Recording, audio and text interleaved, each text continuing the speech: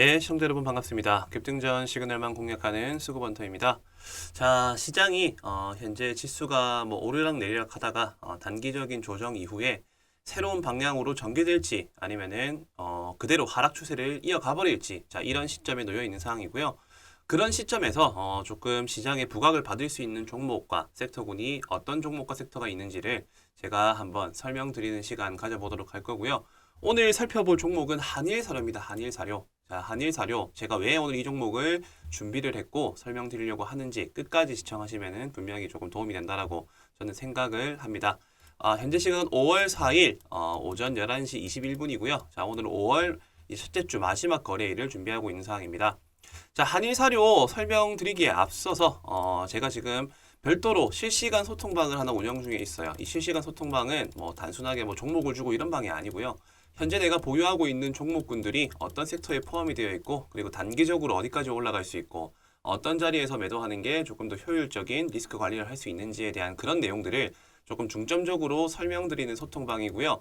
혼자서 매매 잘하고 계신 분들은 굳이 들어오지 않으셔도 됩니다. 근데 다만 스스로에 대한 기준이 조금 모호하시거나, 그리고 내가 종목을 서칭하는 데 있어가지고 조금 어려움을 겪는 그런 분들을 위한 소통방이니까요. 무료 정보를 한번 받아보고 싶다 하시는 분들만 여기 아래 보이시는 배너 번호로 숫자 2번을 남겨주시면은 제가 조금 적극적으로 도움을 드리도록 하겠습니다. 자, 오늘 제가 한일사료를 말씀드리고자 한 이유는 뭐냐면요.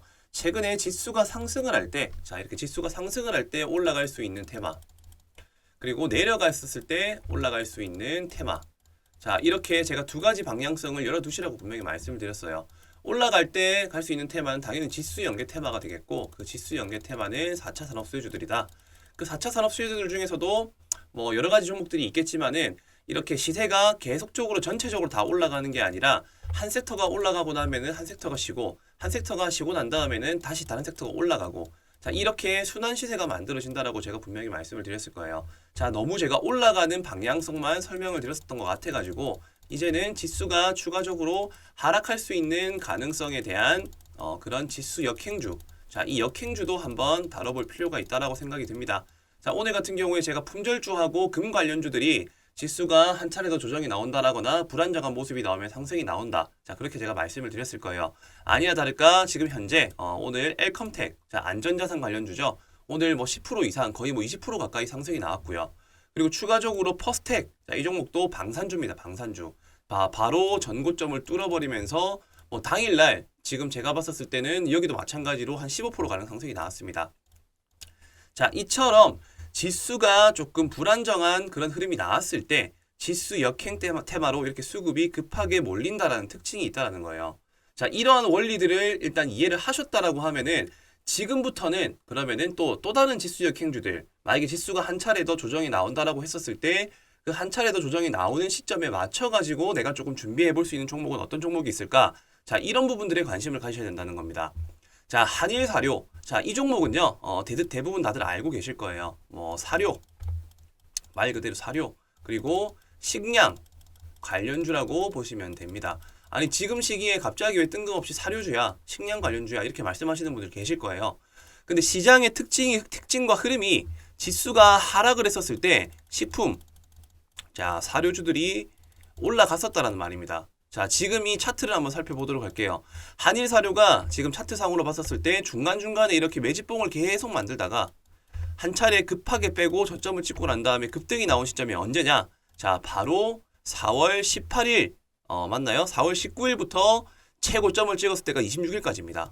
자, 한일사료의 최고점을 찍었던 시점은 자, 4월 19일부터 26일, 자, 이 시점에 가장 높은 상승을 보여주고 고점을 찍었던 시점이라는 겁니다. 자, 이 시기 때, 자, 코스닥 지수는 어땠을까요? 자, 코스닥 지수 차트를 한번 살펴보도록 하겠습니다.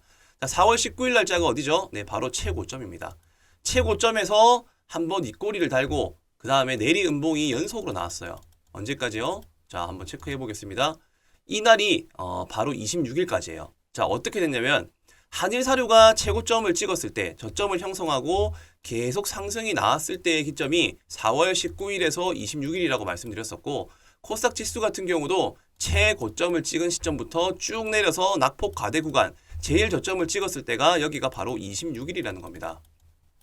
자, 지수 역행 테마에 대한 이해 되셨나요? 자, 지수 역행. 지수가 떨어지면은 올라가는 섹터가 바로 뭐다? 지수 역행주고 식품주다. 식량주. 자, 그렇기 때문에 한일사료를 지금은 코스닥 지수가 현재 832포인트를 지지해주는 모습이 나온다라고 하면은 여기서 한번 저항을 받고 지지를 받고 다시금 860포인트를 도달을 해가지고 이 박스권을 뚫어주는 시그널이 한번 나와주는 그런 포인트가 저는 그려질 거라고 생각이 들고요.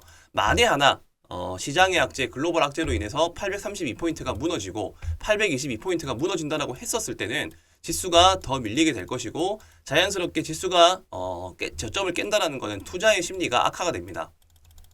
투자 심리가 악화가 된다라고 했었을 때는 마찬가지로 지수 역행 테마로 올라갈 수 있는 지수 역행 테마주로 수급이 몰릴 수 있는 그런 시장의 분위기가 조성이 될 수 있다라는 거죠.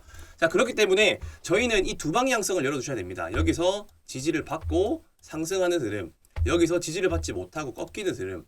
자, 이 기준선을 놔두고요. 이 떨어졌었을 때 올라갈 수 있는 종목이 뭐 한일사료라 보시면 되고, 그리고 올라갔었을 때 종목이 미래차 섹터라고 보시면 되겠습니다.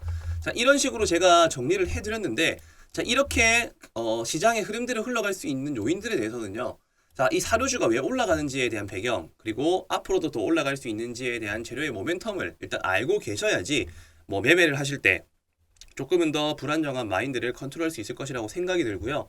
자, 결과적으로는 이 종목이 올라갔었던 거에 대한 배경은 다른 이유가 아닙니다. 자, 다들 아시다시피 지금 현재 식량 부족 문제가 계속적으로 발생이 되고 있죠. 그 이유에 대해서는 당연히 코로나19 사태도 있을 거고, 그로 인한 기후변화, 그리고 제일 중요한 부분들은 우크라이나 전쟁, 자, 러시아하고 우크라이나 전쟁 때문에 자연스럽게 이런 식품과 사료 쪽, 사료, 곡물, 자, 이런 쪽의 수출이 자연스럽게 중단이 됐습니다. 자, 이 중단이 되는 것 때문에 계속적으로 지금 협상을 하고 있어요. 어디에서요? 자, 유엔하고 러시아. 자, 이렇게 나름대로 곡물 관련, 사료 관련 이런 수혜주들이 부각받을 수밖에 없는 이유는 자, 식량 위기 사태에서 이제 식품과 식량주에 대한 수출이 수입이 자동스럽게 통제되는 상황으로 인해 가지고 당연히 수요가 올라가다 보니까는 이 사료주들이 같이 올라가고 있는 상황입니다. 자, 그렇기 때문에 지금부터 살펴봐야 될 포인트들은 자, 이 협상. 자, 지금 제가 확인한 바로는 러시아, 우크라이나 흑해곡물 협정이라고 자, 이게 있습니다. 흑해곡물 협정. 5월 18일 날에 정리가 되거든요. 5월 18일 날에 이 협상이 결정적으로 일단은 중단이 되고, 중단이라기보다는 종료가 되죠. 네. 종료가 되고 이 이후에 다시 한 번 더 협상을 할지 말지에 대한 부분으로서 만약에 예를 들어서 푸틴이 이제 앞으로 나는 더 이상 이 연장을 할지 말지, 흑해곡물 협정을 연장할지 말지에 대한 그런 부분들을 조금 모호하게 말하는 발언을 한다든지 아니면 중단하겠다. 자, 이런 말들이 나오는 순간 곡물주들이 바로 튀어줄 수가 있어요. 근데 제가 방금 말씀드렸다시피 18일 날이 실질적으로 연장 유무가 발표되는 날입니다. 자, 이게 바로 재료의 일정이 되겠죠. 자, 이 시점에 맞춰가지고 코스피 코스닥 지수가 어떤 분위기를 형성하는지에 따라서 지수가 하락을 한다. 자, 하락을 한다라고 했었을 때는 자, 당연히 지수가 하락을 할 경우에는 조금 더 상대적으로 이렇게 곡물 수혜주들이나 지수 역행주 테마에 힘이 실릴 수 있는 분위기가 조성이 되겠죠. 자, 그럴 때 푸틴이 발언을 합니다. 나 앞으로 이제 흑해곡물 협정 더 이상 못하겠다. 중단할래. 자, 이렇게 될 경우에는 이렇게 급하게 눌린 자리에서 급하게 반등이 나올 수가 있다는 거예요. 이게 자, 두 번째 시나리오. 지수가 하락을 했었을 때 지수 하락 시 시나리오입니다. 자, 이렇게 나름대로의 스토리를 짜가지고 지수 역행 테마와 지수 순행 테마들을 잘 분류를 해서 자, 제가 준비할 수 있는 종목과 타점들을 미리 알고 있으셔야 된다는 겁니다. 자, 이런 개념들을 가지고 주식을 하시는 분들이 많이 없으실 거예요. 자, 근데 이런 스토리를 제가 짜드릴 테니까요. 혼자서 고민하고 손실 보고 힘들어하지 마시고요. 상승했었을 때 올라갈 수 있는 테마 또한 마찬가지로 지금과 같은 그런 스토리가 있는 종목과 테마, 재료, 시장의 중심주를 설명을 드릴 거고, 역행 테마들 같은 경우에도 엘컴텍, 그다음에 양지사, 품절주 너무 이제 흔하지 않습니까? 지금은 제가 봤을 때는 지수가 하락했었을 때는 오히려 곡물, 사료, 식량 쪽입니다. 자, 이런 쪽에 대한 종목들 제가 현재 뽑아놓은 종목이 3종목 정도 있어요. 이 종목을 무조건 사라는 말이 아니라 지수가 하락할 수 있는 그런 시그널과 가능성에 대한 부분들을 준비를 할 수 있는 종목과 정보를 알고 계시라는 겁니다. 자, 무슨 말씀이신지 이해되시죠? 자, 제가 준비한 내용은 여기까지고요. 조금 뭐 가격 전략 위주가 크게 의미가 없는 게 지금 시점에서는 거래 없이 급하게 빠지는 시점이라서 물량을 손절하시기보다는 18일 날이라든지 18일 날이라든지 아니면 그 전에 지수가 추가적인 조정이 나올 상황을 대비해가지고 지금은 조금 관망 추세를 유지하는 게 맞다. 그리고 추가 매수 포인트라든지 아니면은 뭐 손절 포인트. 자, 손절 포인트 같은 경우는 결국엔 노출되는 그런 뭐 대내외적인 글로벌 뉴스와 기사 그리고 지수 상황이 어떻게 흘러갈지에 대한 부분들을 보시면서 지수가 상승이 크게 나온다. 자, 그때는 조금 좀 조심을 해야 될 거고요. 지수가 하락이 나오는 와중에 예를 들어서 뭐 푸틴이 안 좋은 안 좋은 기사를 냈다. 근데 그 시점이 장 마감하고 난 후다. 자, 그러면 다음 날에 추가 매수할 수 있는 거죠. 자, 어떤 말씀이신지 이해가 안 되실 거예요. 자, 그런 부분들 제가 이해시켜 드릴 테니까 여기 아래 보이시는 배너 번호로 자, 꼭 숫자 2번을 남겨주셔야 됩니다. 2번을 남겨주시는 분들한테만 지금 제가 말씀드린 내용들의 연장선으로서 도움을 드릴 수가 있다는 점, 이 부분을 꼭 기억해 주시고 숫자 2번, 여기 아래 보이시는 배너 번호 있죠. 자, 3번, 1번 남기시면 제가 아니라 아니면 다른 분들한테 도움을 받을 수밖에 없어요. 지금 제 내용이 도움이 되셨다라고 하면은 숫자 2번과 구독, 그리고 좋아요도 한 번씩 부탁드리도록 하겠습니다. 네, 감사합니다.